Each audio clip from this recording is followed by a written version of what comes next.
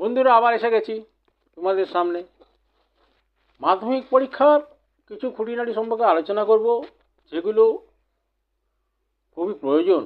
তোমরা জানো, পড়েছো। তো একটু আলোচনা বলি। তপনের সম্পূর্ণ নাম কি? তপন কুমার রায়। তপনের মেসোমাসি কার বাড়িতে গিয়ে ডিম ভাজা চা খেলেন? জ্ঞানচক্ষু গল্পটি কার লেখা? আরেকটা ধরো, ব্রোঞ্জের শলাকার পোশাকের নাম কি? সেই মেয়েটির মৃত্যু হলো না, কার? কোন মেয়েটি? যেমন ধরো, অসুখী একজন কবিতাটি অনুবাদক কে? বা অশুভ ধ্বনিতে ঘোষণা করলো। এরকম নানা ধরনের প্রশ্ন আছে। চকের বাসস্ট্যান্ডে পাগলকে চিনতে পারে কে? পারে। গাড়ি ছাড়তে তখন অবধি বোধ করি বিলম্ব ছিল ক মিনিট।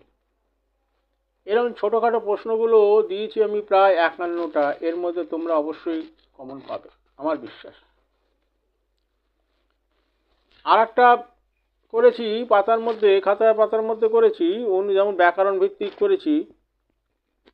যেমন ধরো,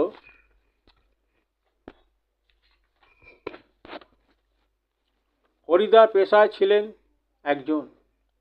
পথের দাবি কাহিনীটি যে উপন্যাস অংশ থেকে নেওয়া হয় সেটার নাম কি? মেঘনাদ নামটি কার? নদের চাঁদ কাকে বেশি ভালোবাসত? মাভই মাভই ধ্বনির তাৎপর্য হলো কি? সেটা তোমার লিখতে হবে। তো মুখে বলে তোমরা তো লিখতে পারবে না বা উত্তর করতে পারবে না। সেই জন্য আমি ঠিক করেছি যে এই প্রশ্নগুলো আমি 2টো পাতায় করেছি। আমি তোমাদের এগুলোকে দিয়ে দিচ্ছি। তোমরা যদি পারো এর উত্তরগুলো বার করে তৈরি করে মুখস্থ করে ফেলো। কিছু না কিছু কমন পাবেই। তাহলে আজকে এই অধ্যায়টা নিয়ে শেষ করছি। তোমরা দেখো প্রশ্নপত্র কী ধরনের।